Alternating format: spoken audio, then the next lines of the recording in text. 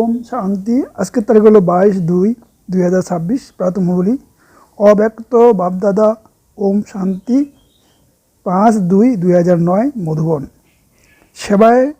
সেবার সময় double light স্থিতির দ্বারা ফরিস্তা সুলভ অবস্থায় থাকো, অশরীরী হওয়ার অভ্যাস করো। আজ বাপদাদা চারিদিকে বাচ্চাদের 3টি রূপ দেখাচ্ছেন। যেমন তোমরা বাবার 3টি রূপ জানো, তেমনি বাচ্চাদেরও 3টি রূপ দেখাচ্ছেন। এই সঙ্গম যুগে যেটা লক্ষ্য ও লক্ষণ, প্রথম ধাপ রূপ হচ্ছে ব্রাহ্মণ, দ্বিতীয় ফরিস্তা, তৃতীয় দেবতা। ব্রাহ্মণ থেকে ফরিস্তা, ফরিস্তা থেকে দেবতা। তাহলে বর্তমান সময়ে বিশেষ কোন লক্ষ্য সামনে থাকে? কারণ ফরিস্তা না হলে দেবতা হওয়া যায় না। তাই বর্তমান সময়ে এবং নিজের পুরুষার্থ অনুযায়ী এখন লক্ষ্য একটাই, ফরিস্তা হওয়া। সঙ্গম যুগের সম্পূর্ণ রূপ হলো ফরিস্তা তথা দেবতা হওয়া। তোমরা ফরিস্তার পরিভাষাও জানো। ফরিস্তা অর্থাৎ পুরানো দুনিয়ার সম্পর্ক, সংস্কার ও সংকল্প থেকে হালকা থাকা।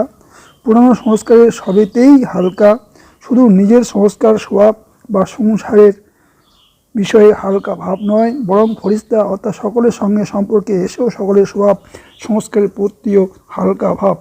এই হালকা ভাবের লক্ষণ কি? সেই ফরিস্তা আত্মা হবে সবার প্রিয়, কারো কারো প্রিয় নয়, সবার প্রিয়। যেমন ব্রহ্মা বাবাকে প্রত্যেকে নিজের বলে অনুভব করত, আমার বাবা বলতো।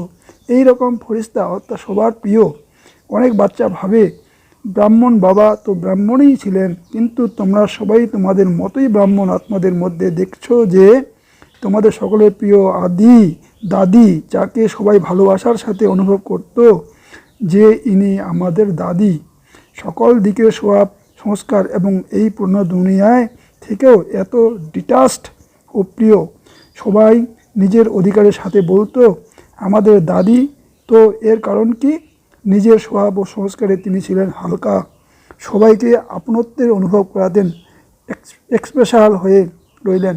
জগৎ আম্বাকেও তোমরা দেখেছ, কিন্তু অনেকেই ভাবে তিনি তো জগৎ আম্বাই ছিলেন, কিন্তু আদি তো তোমাদের ব্রাহ্মণ পরিবার যেন সাথী ছিলেন।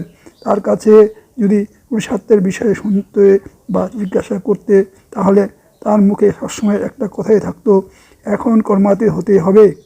কর্মাতীত হওয়ার একগ্রতাতেই তিনি অন্যদের বরাবর এই কথাটি মনে করিয়ে দিতেন।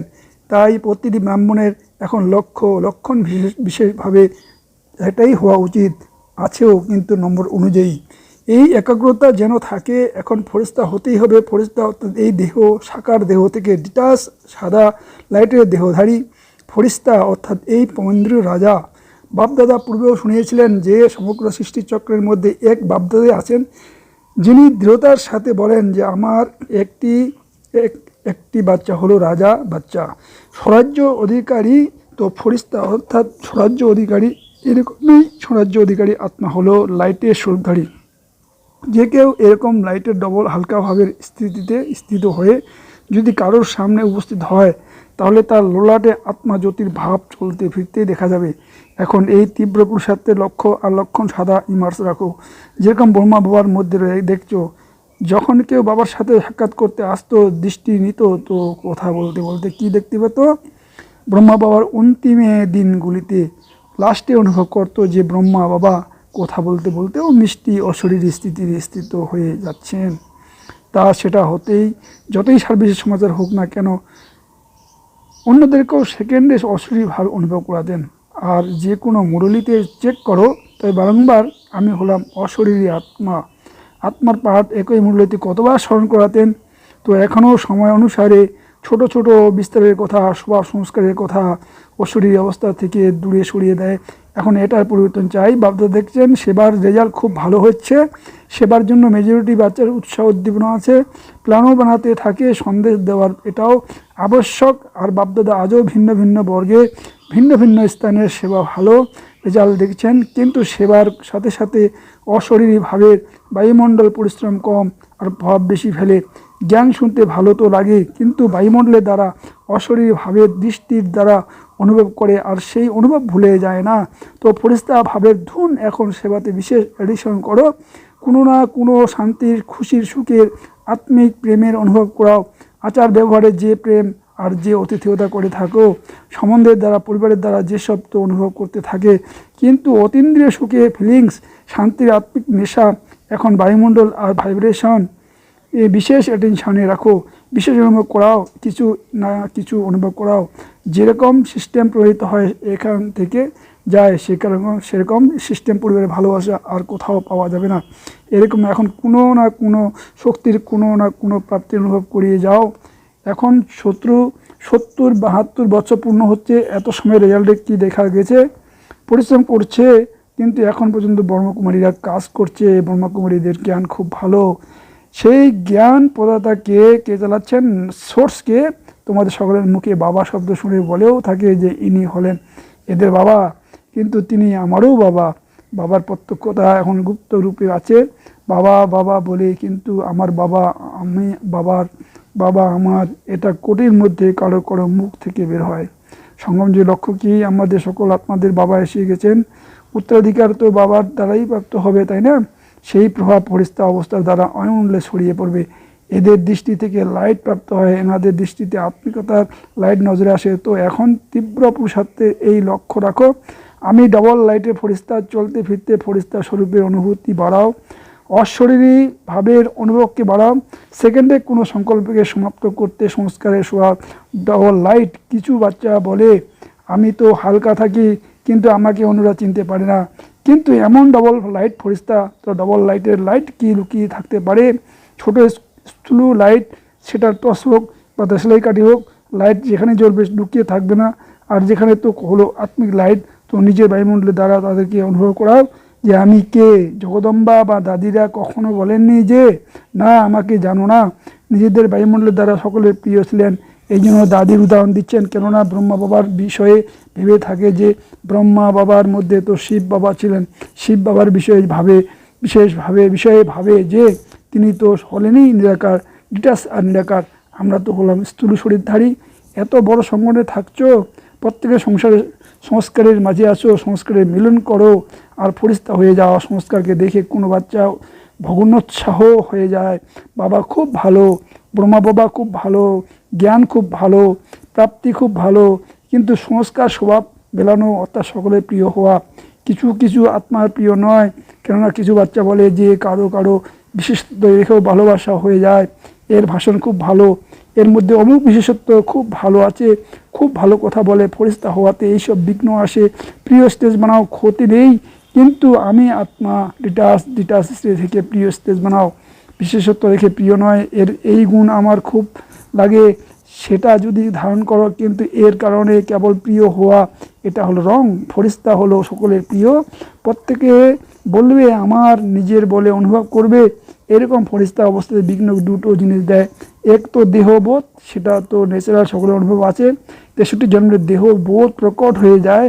আর দ্বিতীয় হলো দেহ অভিমান, দেহবোধ আর দেহ অভিমান।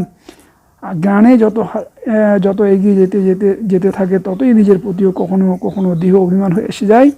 সেই অভিমান নিচে নামিয়ে দেয়। কীরকম দেহ অভিমান আসে? যা কিছু বিশেষ গুণ আছে সেগুলি অভিমান থাকে।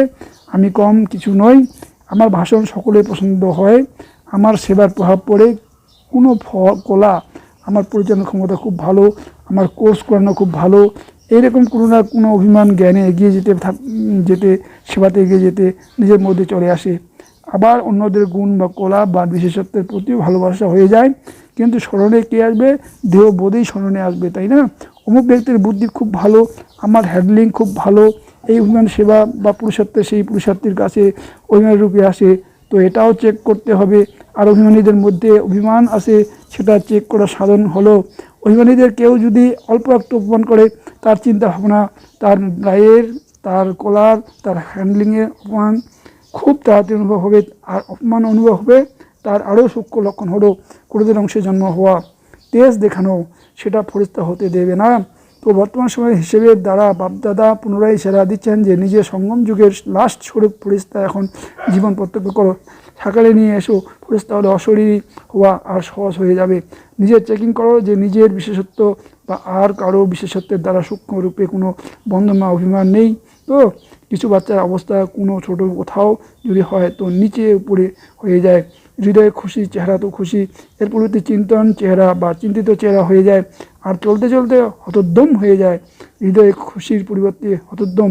তো বুঝেছো, এখন নিজের সঙ্গম যুগের ফার্স্ট স্টেজ ফরিস্তা ভাবের সংস্কারে ইমাজ করো। যেরকম ব্রহ্মা বাবাকে দেখেছো ফলো ফাদার করতে হবে, তাই না?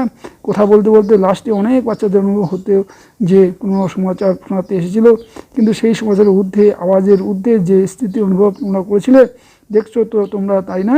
অনেক বিষয়ের সমাচার শোনানোর জন্য অনেক প্রাণ নিয়ে আসতো বাচ্চারা বাবাকে শোনানোর জন্য। এই কথাটা বলবো, ওটা জিজ্ঞাসা করব, কিন্তু সামনে এলে কি বলবে সেটাই ভুলে যেত। তো এটাই হলো ফরিস্তার অবস্থা। তাহলে আজ কোন পাঠ পাকা করেছ? আমি কে ফরিস্তা? যে কোনো বিষয়ে থেকে, কোনো ব্যক্তির বিশেষত্ব থেকে, নিজের বিশেষত্ব থেকে, দেহ অভিমান থেকে ঊর্ধ্বে উঠে ডাবল লাইট ফরিস্তা। কারণ ফরিস্তা না হলে দেবতা হতে পারবে না। সত্যযুগে তো এসে যাবে, কেননা বাবার বাচ্চা হয়েছ, উত্তরাধিকার তো প্রাপ্ত হবেই, কিন্তু শ্রেষ্ঠ পদ নয়। যে প্রতিজ্ঞা তোমরা করছো, সদা সাথে থাকবো, সঙ্গে সঙ্গে রাজত্ব করবো, সিংহাসনে হয়তো বসবে না, কিন্তু রাজ্যের অধিকারী হবে। সেখানকার রাজ্যসভা তো দেখছো না, যারাই রাজ্যসভার অধিকারী হবে তারাই তিলক আর মুকুটধারী, রাজত্বের তিলক, রাজত্বের চিহ্ন, মুকুট। অতএব অনেক সময় ধরে স্বরাজ্যের অধিকারী, মাঝে মাঝে নয়, দীর্ঘ সময়ের স্বরাজ্য অধিকারী, সিংহাসনে যদিও নাও বসে, তবু রয়্যাল ফ্যামিলির অধিকারী হয়ে যাও। ভালো। আচ্ছা, আজ যারা প্রথমবার এসেছে তারা ওঠো। আচ্ছা ভালো, যারা প্রথমবার এসেছে তাদের সকলকে বাবার সাথে সহকারে রূপে মিলনের প্রথমবার জন্মের জন্য অভিনন্দন। বাপদাদা আজ উপস্থিত সকল বাচ্চাদেরকে এটাই বলতাম যে তোমরা এসেছো টু লেট এর সময়, কিন্তু নতুন আসা বাচ্চাদের জন্য একটি বিশেষ বরদান হলো যে কখনোই এই সংকল্প করবে না যে আমরা কিভাবে সামনে যেতে পারবো।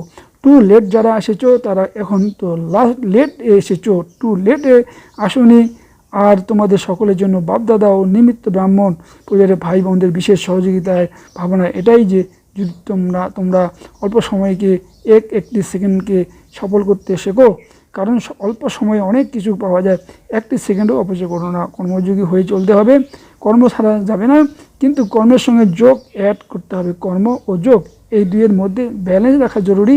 যারা এই ব্যালেন্স বজায় রাখতে পারে তারা এক্সট্রা ব্লেসিং প্রাপ্ত করে থাকে। সুতরাং যারা লেটে এসেছে তাদের এখনও এগিয়ে যাওয়ার সুযোগ আছে, তোমাদের চান্স আছে। অল্প সময়ে অনেক পুরুষত্ব করা যায়। বাপদাদা বরদান দিচ্ছে, সাহসী বাচ্চারা সদা বাবারই সাহায্য পায়। হিম্মতে বচ্চে মদতে বাপ। চারিদিকে সকল বাচ্চাদেরকে বাপদাদা হৃদয়ের শুভকামনা, পদ্ম গুণে অভিনন্দন আর শুভেচ্ছা। শিবরাত্রি উপলক্ষে যারা সেবায় ব্যস্ত থাকে তাদেরকে এখন থেকে শিবরাত্রি তোমাদের বার্থডের শুভেচ্ছা আর অভিনন্দন জানাচ্ছেন। এবং যারা আসার জন্য যাচ্ছ বা যারা চিঠি কিংবা ইমেল পাঠিয়েছো তাদের বার্তাও সেকেন্ডেও কম সময়ে বাপদাদার কাছে পৌঁছে যায়। তাদের প্রতি বাপদাদার পিয়াসী আত্মাদের বন্ধনে রয়েছে, যে আত্মারা যারা প্রহারকে গলার হার বানিয়ে দেয়, এমন আত্মাদেরকে স্মরণে স্নেহ সুমন। আর নতুন নতুন স্নেহী আত্মারা যারা এখন বেরিয়ে আসছে, যদিও সংখ্যায় কম, স্নেহী ও সহযোগী ডবল হওয়া উচিত। অতএব চারিদিকে সকল যুবা, বৃদ্ধ, বাচ্চা, মাতারা, পাণ্ডব সকলকেই ইন অ্যাডভান্স তোমাদেরকে বাবার বাপদের অভিনন্দন। বরদান সাকার এবং নিরাকার বাবার সঙ্গের দ্বারা একত্রী সংকল্পে বিজয়ী হওয়া সদা সফল মূর্তি ভব। যেমন নিরাকার আত্মা আর সাকার শরীরে উভয় সম্বন্ধের দ্বারা সকল কাজ করতে পারো, তেমনি নিরাকার আর সাকার বাবা উভয়কে সাথে বা সামনে রেখে প্রতিটি কর্ম সংকল্প করো, তাহলে সফল মূর্তি হয়ে যাবে। কারণ যখন বাপদাদার সম্মুখে থাকেন তখন অবশ্যই তার কাছ থেকে ভেরিফাই করিয়ে নিশ্চয়ই আর নির্ভয়তার সাথে কাজ করবে। এতে সময় ও সংকল্পের সাশ্রয় হবে, কোনো কিছুই ব্যর্থ যাবে না, প্রতিটি কর্ম স্বাভাবিকভাবেই সফল হবে। স্লোগান: আত্মিক স্নেহ সম্পত্তির থেকেও অধিক মূল্যবান, সেই জন্য মাস্টার স্নেহের সাগর হও। অব্যক্ত ইচ্ছা, একতা আর বিশ্বাসত্বের দ্বারা সফলতা সম্পূর্ণ হও। ধর্মসত্তার অধিকারীদের সামনে পবিত্রতার শক্তি এবং রাজ্য সত্তার অধিকারীদের সামনে একতার শক্তিকে সিদ্ধ অর্থাৎ প্রমাণ করো। এই দুই শক্তিকে সিদ্ধ করলেই ঈশ্বরীয় সত্তার পতাকা খুব সহজেই উঠতে থাকবে। এখন দুটি বিষয়ে বিশেষ অ্যাটেনশন প্রয়োজন। যত বেশি পবিত্রতা ও একতার শক্তি দ্বারা তাদের সমীপ সম্পর্কে আসতে থাকবে, ততই তারা নিজে থেকে বর্ণন করতে শুরু করবে। ওম শান্তি, ওম শান্তি, ওম শান্তি।